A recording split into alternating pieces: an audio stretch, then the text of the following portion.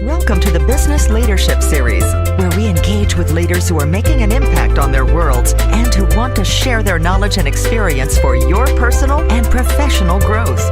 The following interview is designed to inspire you to become the best leader you can be. Your host, Derek Champagne, is the founder and CEO of The Artist Evolution, a full-service agency building successful brands, marketing tools, and campaigns, and also the author of the best-selling book, Don't Buy a Duck. And now, let's begin today's Leadership Series interview. Welcome to the Business Leadership Series, where our goal is to inspire you to become the best leader that you can be. I'm your host, Derek Champagne. Today, I'm excited about our guest. We've got Mike Caprari. He is the co-founder and the SVP of marketing for SJC Custom Drums. Mike, welcome to the program today. Thank you so much for having me. I appreciate it. So I have been a musician for most of my life, was in bands with my parents traveling. I love hearing music stories and hearing stories of products in the music world that have made it. You guys have something really cool. I've talked to some of my drummer buddies about interviewing you, and they were pretty excited because you've got such a world-class product that you offer. Can you tell me how you got started? Tell me about being a kid and how you had this odd, interesting passion to make drums. What got you started on that at an early age? Yeah, it's weird. My brother is the one who had the passion to actually make drums. I just wanted to make something cool. I had we were both entrepreneurs in different ways where, we grew up around music, just loving music. And I remember getting this 311 CD when I was 9 years old, and Chad Sexton's drumming just intrigued me, and I was like, I got to be a drummer. So my parents got me a drum set for Christmas that year, and the typical drummer story, you get a drum set for Christmas, and my brother played the saxophone and the keyboard and just every instrument, and he got a drum set after I got mine. Being brothers, I was like, you can't touch my drums, you gotta get your own. So he did, and pulled a kit from our cousin's attic, and it was old, beat up, just some old drum set. Nothing like a really nice Ludwig or Rogers kit or anything. It was just like a couple $100 drum set. He refurbished it and spray painted the hardware and stained it and rewrapped it and kept making it look cool. And that intrigued both of us. Where I was like, wait, you can make drums that aren't just red or blue or black or white, from the store. And I was like, that's really cool. And he got into, what if I cut a different bearing edge, or what if I put different hoops on this drum, or what can I do to make the drum sound different? So I think both of our interests were kind of sparked at that point. We were really young, 13, 14, 15 years old. And our hobby, it was just a hobby then. He was just refurbishing drums for friends and bands around town and stuff. And when the internet became a thing, I started to reach out to bands that I like listening to on MySpace or whatever. And before we knew it, and it seems like in a blink of an eye, all of a sudden we've got our drums are on MTV, and bands are calling us to make them drums, and we're an actual business. And I was like, how did that happen? Wow. It seemed it was overnight. Our hobby turned into our business. It was very quick, and we were really young, and we learned from our mistakes for many, many years.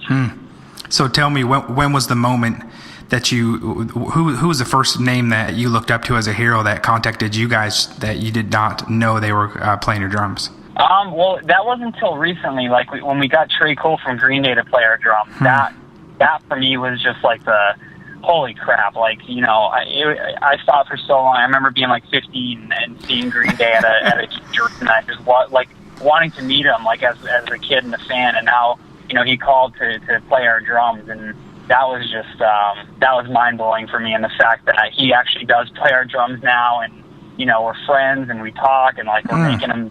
We make him drums often. It's just it's insane. That's so cool. He can play any drums he wants. He can be sponsored by any drum company he wants.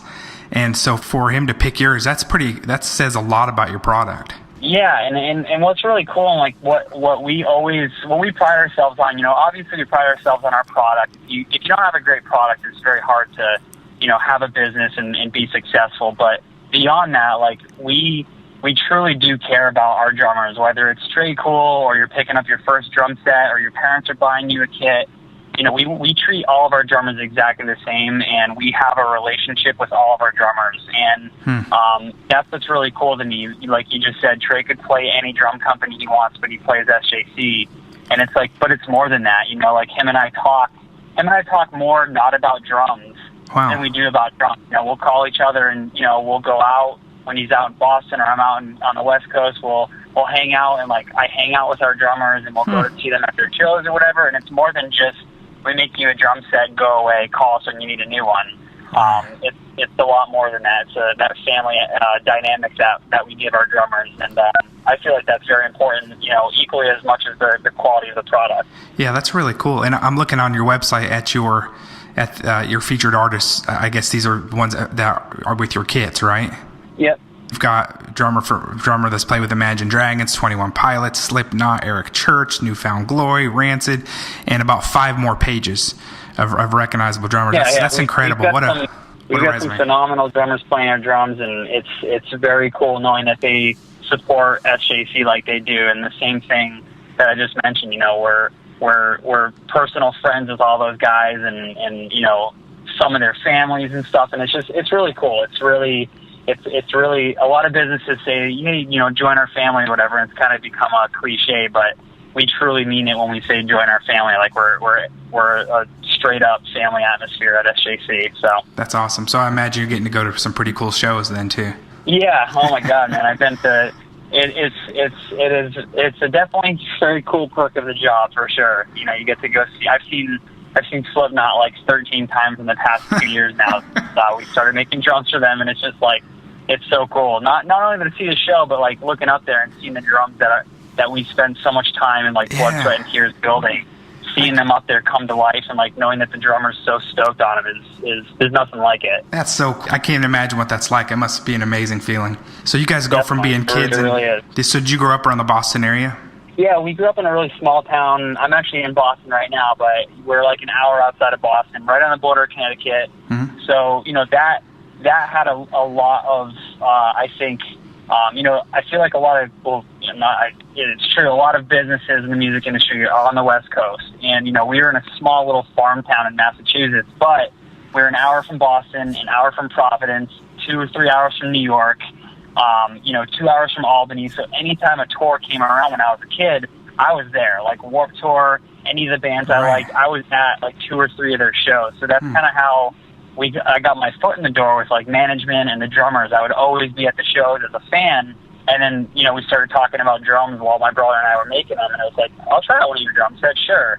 And it was just, you know, friends making drums for friends, and it was really cool how it grew. Let's go from getting the music bug and pimping out your own first set of drums and getting creative with it, and then you're on this whirlwind where you're making drums for the top bands around the world. I first saw you guys on the TV show CNBC The Prophet, and thought you had a really cool product. And so tell me about some of the journey to get to where you are now. You mentioned there's a lot of learning that happened, and we don't like to focus on failure ever, but we like to learn from it. And wonder if there's some things that you learned along the way that you don't mind sharing as far as how you've dealt with challenges or setbacks that stand out to you along the way. Absolutely, yeah. You know, and like every day, and that, like you said, you know, you don't want to focus on the failures, but those are what make you better. And like in the businesses that make it, and I talk to so many young aspiring drummers or musicians that are just like, oh, I want to be like Green Day or this band or 21 Pilots. They got big so fast, and it's like they toured in a van as well. They made mistakes. They put out bad songs or bad records, and they learned from their mistakes as well. And that's what separates successful, whatever you're in, whatever business or music industry you're in. That's what separates the successful people from the people that aren't successful. Because when you fail, you get up back on your 2 feet and you keep going and you push forward and you learn from that mistake and you don't do it again. Right. And that's the difference. And you know, we started making drums in my grandma's basement. And we had a couple employees, and we had a small factory, and then we had 15 employees in a much bigger factory. Always had a plan.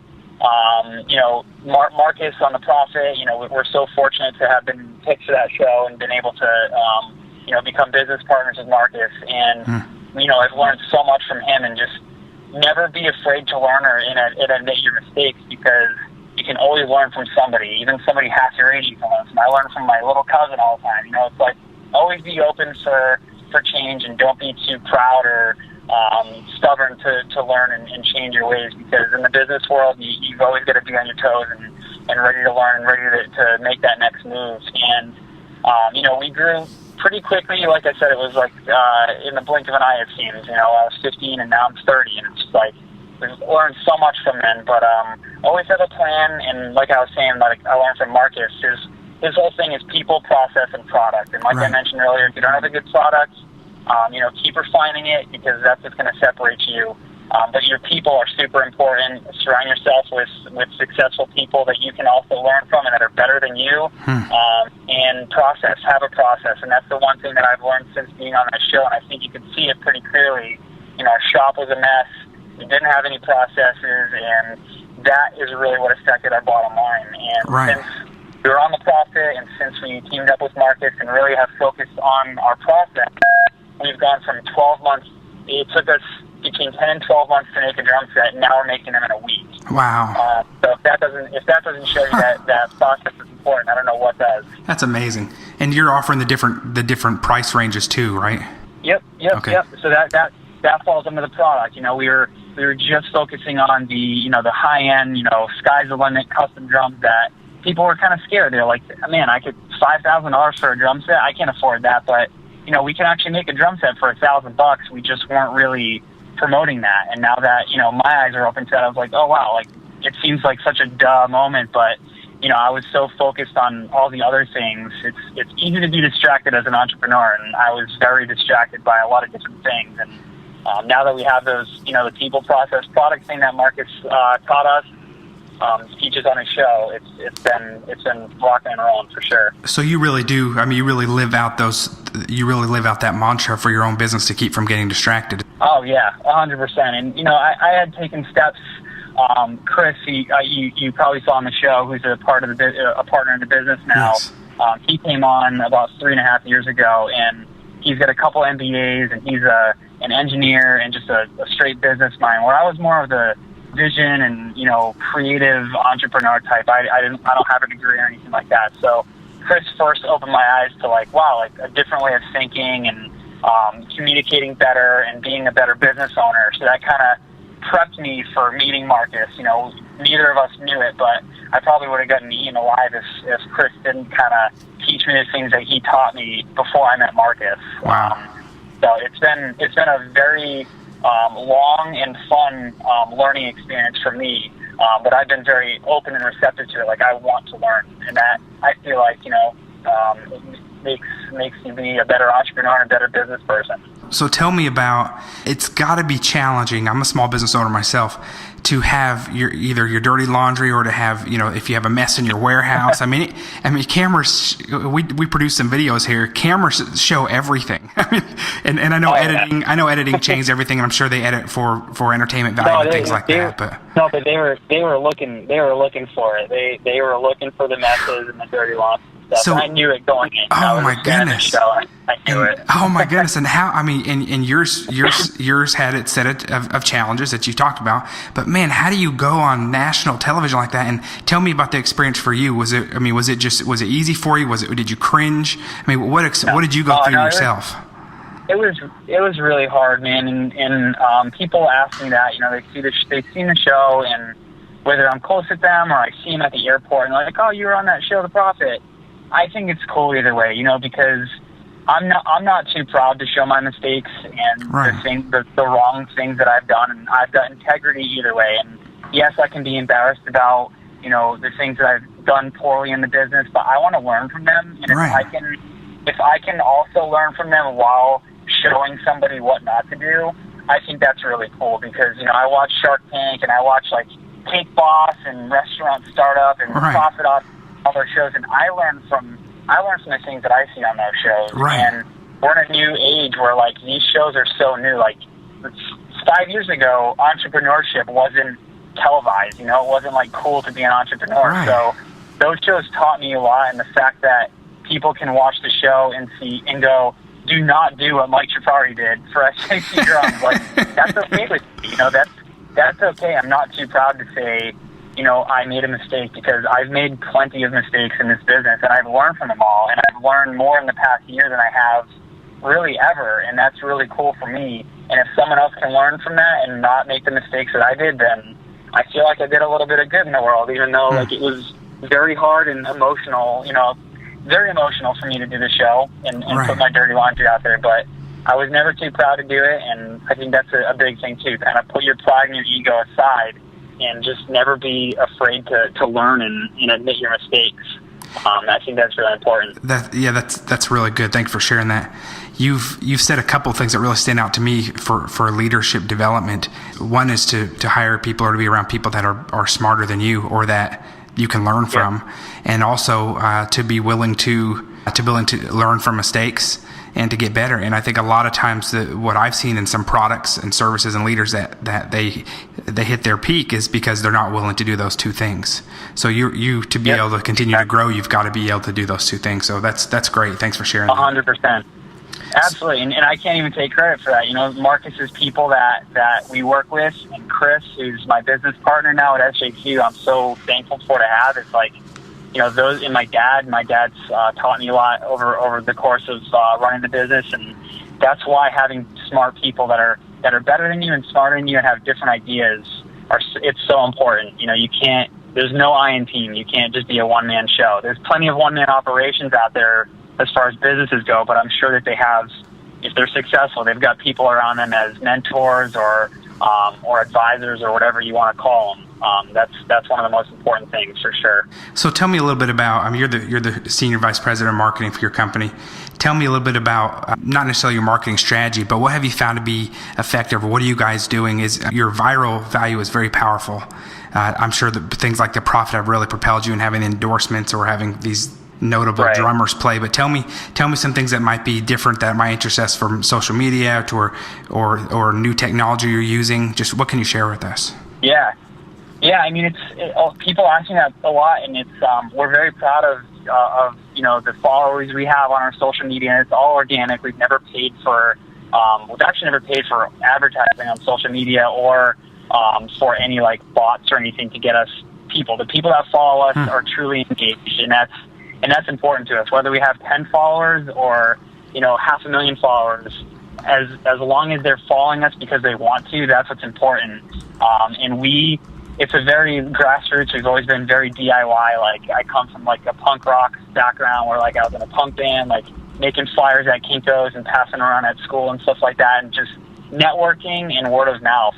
That's so powerful, because if you make somebody happy with your product and the service and the experience, they're going to tell their friends, and their friends are going to buy something from you, and then they're going to tell their friends, and it's going to be a spider web of products and sales that you can make from that. And same thing with social media. We interact with all of our fans on our comments and liking stuff and following them back and everything like that, and that's really important. And there's a guy out there, Gary Vaynerchuk. He wrote a book called Jab, Jab, Jab, Right Hook. That was amazing. And he calls out, he says it like it is, and he's very in tune with social media and the fact that there's a lot of businesses out there that try, but they fail because they don't really know what they're doing. They're like, oh, we're going to be on Facebook. Let's just be on Facebook. But it's a lot of work, and you've got to actually promote and do the things that people want to see and be engaged with. But it's not shoving it down their throat. It's making it organic, where they actually want to listen to what you're saying and connect with you that way. And I feel, I grew up in that generation where MySpace was a thing, and Twitter and Facebook and Instagram, and now Snapchat. And same thing. We hired a guy named Ricky, and he's phenomenal. He's very in tune with all of that and knows more than I do. Like, when Snapchat came out, he's like, we got to get on Snapchat. I'm like, I don't even know what the hell that is, but dude, if you think it's important, go with it, and he kills it. You know, we sell drums on Snapchat, and it's free. We don't have to pay. You know, there's so many free platforms out there that you can take advantage of. We're in an age where, like, there's so many different ways to get in touch with people, and other businesses contact me like, how do you do it? And I'm like, I don't know. We're just doing it. Like, I'm just showing people what we do and putting our pictures of our products and interacting with people. I'm not leaving them high and dry. Like, that's very important, and not a lot of people get it. And it's kind of frustrating to see, because it seems so simple to get, but I don't know. We're just doing our thing and enjoying doing it. I think what you said is really important. It's about engagement, and so it doesn't matter how many followers you have if they're not engaging with your product. In fact, they're not really even going to see you if they're not engaging. Facebook, over 314,000 engaged followers is not too shabby. Right, yeah, and like when they comment, we'll comment back and we'll talk to them, and then one of us will add them on our personal Facebooks and be like, hey, what's up, man? And like our sales guys will talk to them and be friends with them, and then eventually when they're in the market for a drum set, they're going to get a drum set from us because we're friends with them and they feel comfortable, and they're just that, we're friends with them and they know we're going to take care of them. That's really important. In a lot of businesses I do a lot of research and stuff like that, and I try and see what other businesses are doing to get ideas, or just what I talked about earlier, what not to do. And there's businesses who it's like clockwork. It's like every day at 3:00, you just think you have to put up a random photo to be active on social media, but it's doing nothing for you. Right. It's you got to engage, and there's so many ways to engage, and people want to be engaged with. Everybody's connected to their phone. So it's a great time to be activating on social media. And I love that you're commenting. I love that you've got customer centric focus, and you're actually engaging. I see other brands. We work with some brands that we've had to hold their hand a little bit, and they're being talked about. We've got one brand in particular that's internationally recognized, and they're talked about. It's not them even generating the content. We've just seen so many that still don't go out there and engage, even though you have a chance to be part of the conversation. People are already talking about it. Imagine how powerful that is when you actually step in and talk back with them. You're going to buy again. Right. They're going to buy from you. Yeah, exactly.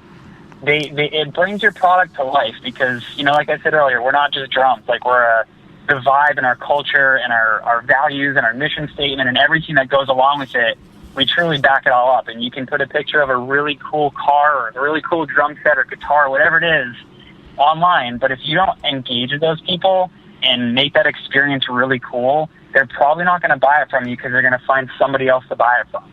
Right. Because there's always the thing in business that I've learned, like my whole entire career of doing this, is there's always somebody that's going to outwork you.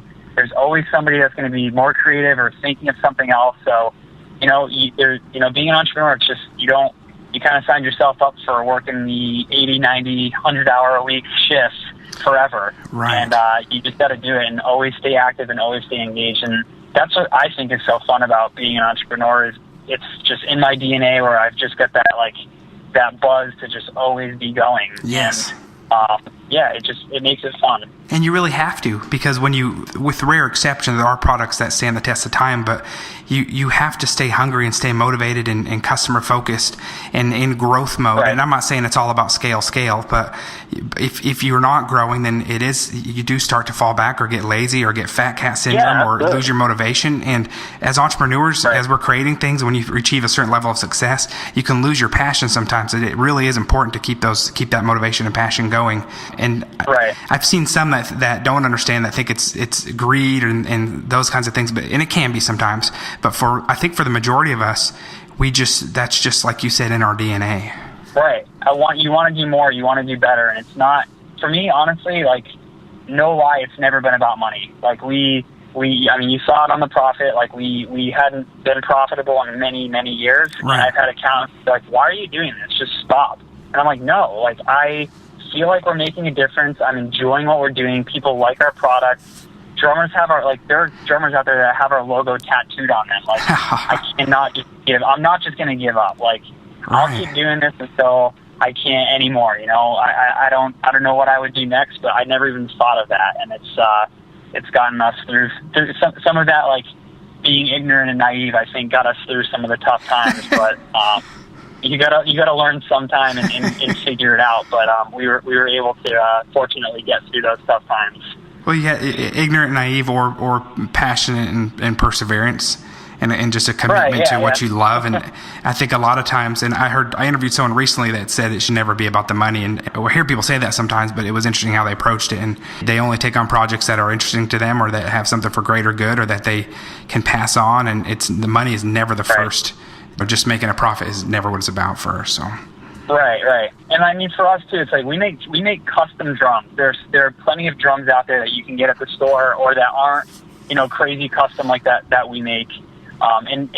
We're making a product that is not a necessity. The stuff that we make, people, just want it for whatever reason, or they have the money to get it or whatever. We're definitely not a necessity. And there are new people, new babies born every day, and hopefully they're going to be drummers and stuff like that. But our goal is to just make a difference in the music industry and inspire people to start a business or inspire people to play music because it brings people together.